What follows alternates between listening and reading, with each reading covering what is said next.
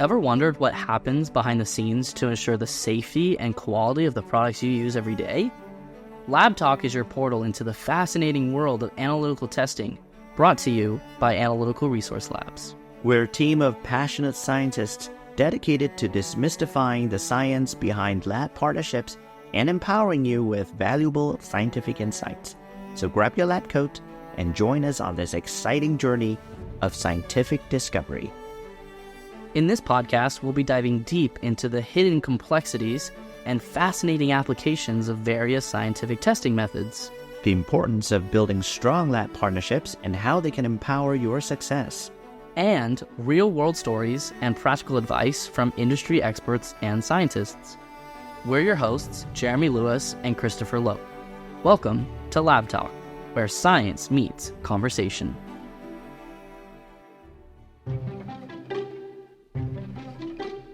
Today we welcome Matt Lewis, CEO and founder of Analytical Resource Laboratories. Growing up in a small town just outside of Seattle, Matt took a leap of faith by attending Brigham Young University, Hawaii, a charming university nestled in Laie, Hawaii. It was there that his passion for science, and particularly microbiology, blossomed. Armed with a microbiology degree, Matt set his sights on medical school and moved to Utah. To bridge the gap before admissions, he launched a small side hustle, a microbiology lab. Little did he know this side project would take off in unforeseen ways. Over the next 2 decades, the business outgrew its initial purpose and became an internationally recognized laboratory. Matt's journey exemplifies leadership, entrepreneurial spirit, and scientific expertise. And on a personal note, I'm incredibly proud to call him Dad. Okay, Matt, thanks for coming on the podcast. Yeah, thank you so much. Appreciate it. I think this is our first episode, so we're really excited. Yeah, you're going to be our first conversation. We're very excited to kind of talk more about your origin, your experience, and your role here as CEO and founder of the company. Yeah, well, thank you so much for the invitation. This is really great. I appreciate it. So why don't you go ahead and take us from the very beginning?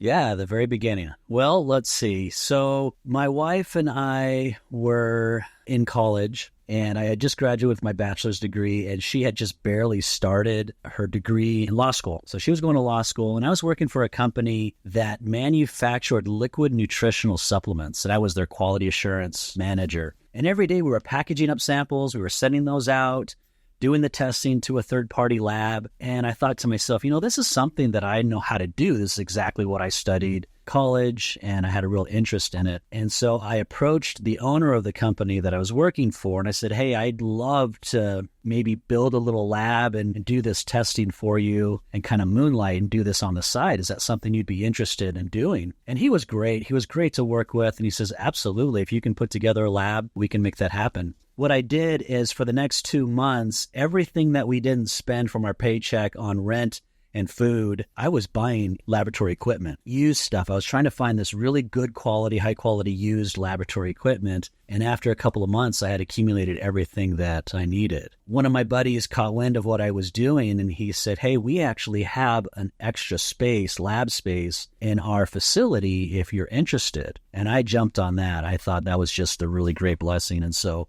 I moved into that lab space, started doing testing for my employer. And so I was working for him during the day, taking samples home at night, going to the lab, setting those up, doing that testing. Literally within a month, I quit my job and I was doing the lab work full time. My wife thought I was absolutely insane, and I probably was. But, just like every entrepreneur, timing is everything, and taking risks is important. And you can't do it without taking a risk. There's always going to be a risk in it. And so fortunately for us, that risk panned out. Here I am 25 years later, still love what I do, work with the most amazing people. I'm very grateful for our team. I just feel really blessed that we've come to where we are today. Obviously, the company has grown over the years. What are some qualities or key principles that you've instilled having to grow a company culture and have this lab turn from you being by yourself late at night in a laboratory to having employees, having peers? What sort of principles have you instilled here at ARL that have helped grow this company to where it is? Sure. Yeah, we started off very early by saying we're all about service, professionalism, and value. We'd worked with a lot of labs out there, and there's a lot of great labs, but their communication can sometimes lack, and it's hard to get information out of them. And They get really busy, and unless you're a big player in their company, there's just not a lot of communication. And so service professionalism value is something that was really important to us, and we built our business around that. Providing a high-quality service, providing great communication at a good value. And I think that was really key to our early success. Recently, in the last 10 years or so, we've really rallied around the phrase doing it right, on time, every time. We feel like we can't help but be successful if we do that. If we do the testing right, we follow protocols, and we have strong quality systems, we report testing on time, and we do that every time, then we know we're going to be successful. I think I want to segue a little bit from what Matt just said about doing it on time. To use that as the motto of the company means it's significant. Why don't you talk to us about why is being on time so important in our industry? Yeah. Because we know being on time is good, but this is specifically to our industry. Why is it so important? Yeah, it's really interesting that in the dietary supplement industry, that is super critical. In every industry, but let's be honest, some industries give you a lot longer lead times than supplements. Supplements usually give you 5-6 days, and if you're not turning results around in that time, then they're losing money. So it's a really great question. I appreciate that because, over the last 25 years, I have owned and operated manufacturing companies. And so I've been on the other side of this where, I've owned a lab, but I've also owned a manufacturer, and watching materials come into the door, flow through production, wait for quality holds, and then look at that inventory of millions and millions of dollars of product that's ready to go out the door, and the only thing that's needed is a certificate of analysis giving its bill of health. So I've been on that side and how frustrating it is to wait. And so everything that we do here in the lab is all about recognizing that we are the last step that prevents a manufacturer or a brand to getting their product to the marketplace. And we take that very seriously. We want to be a partner to them and get them into the market as quickly as we can. Now, having said that, our main objectives here are to protect the consumer and to protect the brand. And the way that we do that is to ensure that no product goes out that isn't of good quality. And certainly we're never going to release something that could possibly create health issues. Yes, if it takes us another day or two to make sure that that product is ready to go, we're going to take it. And we feel like that's what makes us a good partner, in that we are protecting both the consumer and the brand at the same time. Well, thank you. That's really good to know. The on-time rating for ARL is right now at 98%? Yeah, we watch that very closely. We look at it on a weekly basis. We look at it on a monthly basis. We look at it from one department to another, and we gravitate right in and around 97.6% on-time rating, which we are very, very proud of. That's very high. That's really good. Well, thank you for sharing. Yeah, no, we recognize that it's that one sample that's late that people get all up in arms about. I totally understand that. And sometimes it's because, the media check fails, or supplies don't come in, or somebody calls in and they're sick and they can't come in and do that test. These things happen. When we make a mistake, we take ownership of it. We communicate it. We try and give everybody a heads up saying we expect to be delayed by a day, so that as a partnership, we together can make plans to get that product out as quickly as possible. I like that. It's just like we're more than just a lab. We're more business centric. We want to focus on what our partners or our clients are dealing with. Yeah. We go into their shoes, and I like that. Can you kind of go deep into some of the lingo that ARL uses, specifically with referring to clients as partners? Yeah. What is that supposed to represent? Why do we refer to them as partners? What is the philosophy behind that and that practice? Yeah, we look at a partnership as a group or a team that has a common goal. And with any brand that we work with, their goal is to provide high quality product. Our goal is to provide high quality product. Their goal is to make money. I'll be honest, our goal also is to make money. We're a business, right? Right. And so we have those key objectives that are mutual between us. And so the more we communicate and the more we treat the relationship like a partnership, the more likely that we're all going to be successful at those goals. So when we say a true partnership, we really do mean that. We don't want to be just the guys that you send a sample to and then miraculously a certificate shows up a week later. We want there to be true and honest dialogue throughout that whole process. And if we recognize something that's not right in their product, where they're testing the wrong thing or they've submitted it for the wrong test, we want to reach out and say, hey, we recommend you do this, and this is why. We also recognize that our partners aren't labs, right? They don't understand the lab testing business.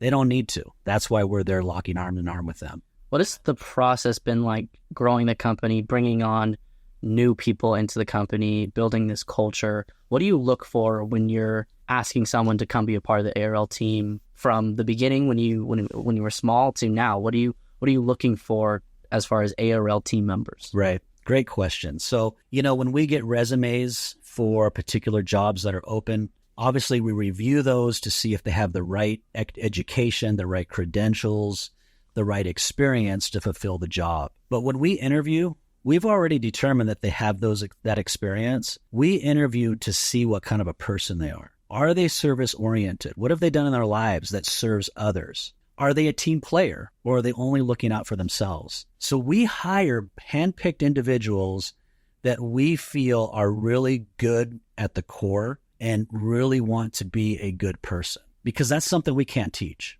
We can teach them how to use the pipette, and we can teach them how to run an HPLC.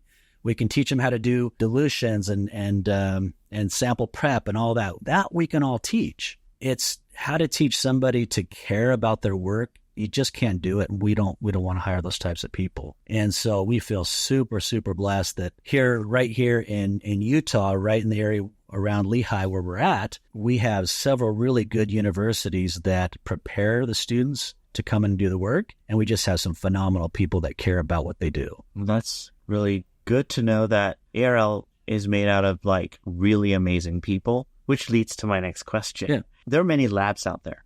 We know that there are people that do the same thing that ARL does. Mm-hmm. So for the sake of our audience today, how does ARL stack up against these competition? Yeah. And maybe the right question to ask is, what is about ARL that stands out that our partners would want to come to us with their samples? Yeah. That's a really great question that you probably want to ask Lance. So Lance, our director of quality, our director of partnerships, Lance and his team have set up a structure where they know who's going to answer the phone on the first ring. And if they don't get to it, who's going to answer on the second ring? And if they don't get to it, who's going to answer on the third ring? So that the phone never rings 4 times. Wow. We believe that responsiveness is something that really sets us apart from other labs. Mm-hmm. When somebody sends us an email to our partnerships team, we respond within 24 hours, and our goal is to respond within 2. And we really hit that mark day in and day out. So that responsiveness, I think, is what really sets us apart. There's a lot of great labs that do great work, that provide great information. Again, it goes back to that partnership. We know that when you're calling us, you need an answer, right? And you need a response now. And we do everything that we can to make that happen. Again, communication is super important to us, whether that's by phone, by email, through our text chat online, through our website. All of that is to provide responsiveness. Absolutely. And we will have an episode that's focused on partnerships and how we deal with our partners. I look forward to that, because Lance has really built a pretty cool system here. Yeah, that matters. So watch out, everyone, for that episode, because it's coming up. I want to ask another question about navigating the lab industry as a product manufacturer.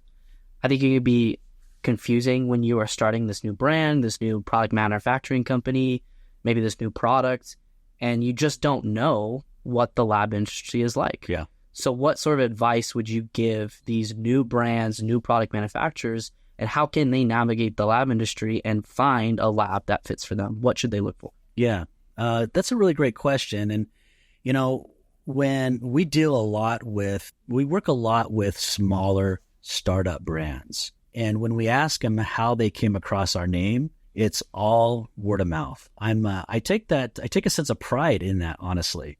that their buddies are recommending us to them, word of mouth. And so I think that's one way that people find us. As far as recommendations for new brands out there, I would say, again, try and find a lab that will communicate with you. Do they look at the relationship as a transactional relationship where you send me a sample, I run it, I bill you, you pay it, and that's it? If it's just transactional, I'd probably steer away from that lab. Do they have somebody that they can contact that they get to know really well, that is really asking them about how things are going in their business and in their life and in their family? Because all of that plays a part in success when you have a small business. So to me, that's really important, to find a lab that just isn't simply transactional, but is relational. I want to pivot a little bit and kind of discuss a topic that is a huge question for product manufacturers. Do they develop an in-house lab, or should they approach a third-party lab? Yeah. ARL is a third-party lab that will provide services. So can you kind of dive into the differences between those, the advantages and disadvantages for being in-house or third-party? Yeah, and I think the issue really comes down to that some organizations don't know what they don't know. And, I understand that we work a lot with small brands that become successful, and they generate lots of revenue, and they look at ways to cut costs to improve profitability.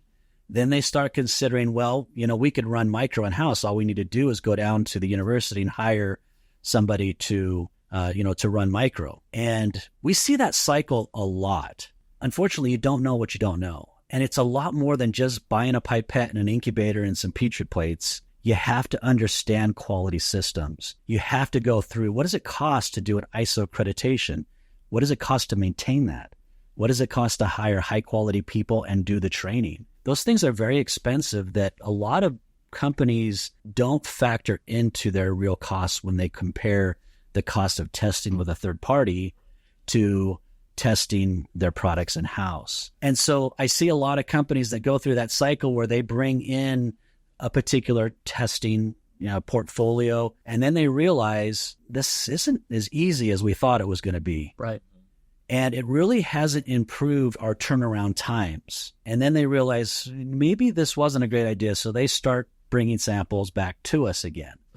Now, I will say, there have been companies that have come to me and said, Matt, we want to build an in-house micro lab. And I've told them this cycle, but I've said, look, if you really want to build it in-house, our mission and goal is to protect the customer and to protect the brand. I will help you set up your lab. And I have helped other companies set up labs that had done testing for their own internal purposes. It establishes a long-term relationship. And in the end, we end up doing most of their testing anyway. So, yeah, we did have a conversation with our director of quality, Jake Teller, just now, and he did expound on all the qualifications. It's amazing. So important. And we're going to have that on our future episodes, so stay tuned. But we're going to talk about the company today. So that said, with all the great things that we're doing that ARL is doing, what is our future? What is in store that you have in store for ARL? Like, what do you have plans? Yeah, some of it I can share. I will say before that, though, when you touched on what Jake has talked to you guys about, it is mind-boggling, the quality content that we have in this lab. It doesn't happen by accident.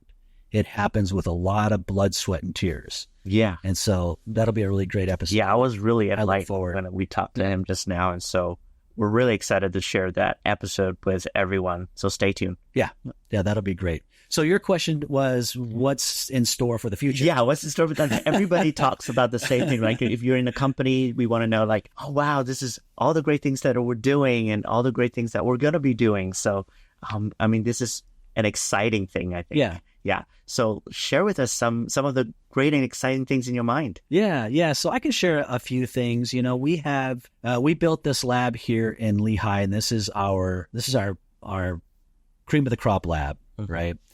This is our biggest lab. It is our home base. But we have also built satellite labs around the country, Southern Utah, Arizona, Florida, and New Jersey, picking very strategic locations, although I have been accused of picking my locations based off of spring baseball. Well, that's not a bad thing. Because they have spring baseball down in Florida and they have it in Arizona. And believe me, I do hit quite a few games. I'll say I do take advantage of that. But that's not the reason why we go to those locations. It's all about, where do we have a good partnership? Can we help to grow that partnership by being physically closer to them? Right. And that was precisely why we went to Arizona. We had one amazing partner there, and if they're listening to this, they know who they are. I could do a promo for them, and I'd be happy to do that in the future. But they know who they are, and so we built a lab there to be close to them.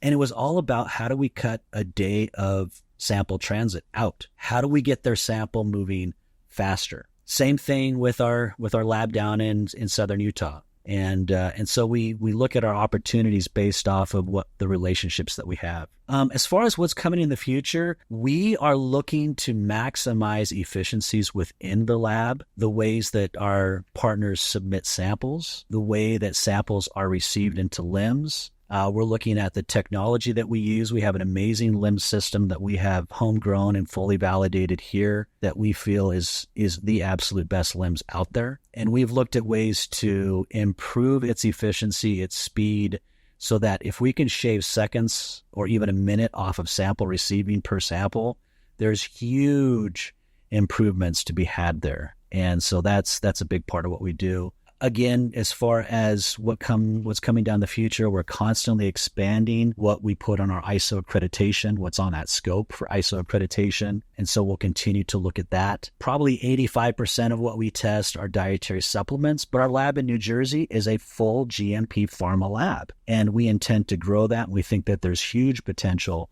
for pharmaceutical testing out of that lab. We recognize that GMP pharma regulations are so much different than dietary supplement regulations, and we don't want to mix those up. That's why we have labs that are separated out for that. So those are some of the things that are, we're continuing to work on, but efficiencies, better ways to communicate, more efficient ways to communicate is always on the forefront of our minds. It's awesome. I want to ask one more question to close out this conversation. I want to zoom back a little bit and think about the perspective of your everyday American consumer. Yeah. What is ARL doing to change the world, to affect the everyday consumer, to affect the everyday family? What is it that ARL is doing that is creating a positive change in the world? So when we hire new people here at ARL, we train them and teach them that we are testing the products that their families, parents, and grandparents are using. And I think that's a sobering thought. Yeah. When you're testing a product, you don't pencil whip stuff and just get it out the door. Yeah. Right. You do the testing right. You make sure the method is valid, that it's suitable for the matrix that you're testing, and you do things correctly. Because somebody on the other end is going to receive that product. And in our minds, it has to be exactly the way that it's stated and designed by the brand. So protecting the consumer is a big part of that. As a consumer myself, I want to take products that are tested by a third-party lab, independently tested, verified by somebody outside of the manufacturer. To me, that's important. And I think that's why we continue to be so successful as ARL, because we are a partnership, but still a third-party lab to protect brands and consumers. That's great to know. Well, I want to thank you for coming on. Yeah, thank you. It's a great pleasure. We're excited to see what you will do in the future, and hopefully we'll have you on the podcast again to talk more and get to know this company on a deeper level more. Thank you so much. Appreciate you guys. Definitely. Thanks for your time. And for more information about Analytical Resource Labs and what we do and how we can support your business, visit our website at www.analyticalresource.com. That's a wrap on this episode of Lab Talk. We hope you enjoyed the conversation and learned something new about the exciting world of science and laboratory partnerships. To stay up to date on the latest episodes and delve deeper into the topics discussed, be sure to subscribe to Lab Talk on your favorite podcast platform. Share the knowledge with your colleagues and friends too. Do you have any questions or suggestions for future Lab Talk topics? We'd love to hear from you. Drop us an email at labtalk@yourqualitylab.com. And for more information about Analytical Resource Labs and the services we offer, visit our website at www.analyticalresource.com. Thanks for joining us, and we'll see you on the next episode of Lab Talk. Lab Talk is a production of Analytical Resource Labs, copyright 2024, all rights reserved. The music used in this episode is composed by R.D. Sun.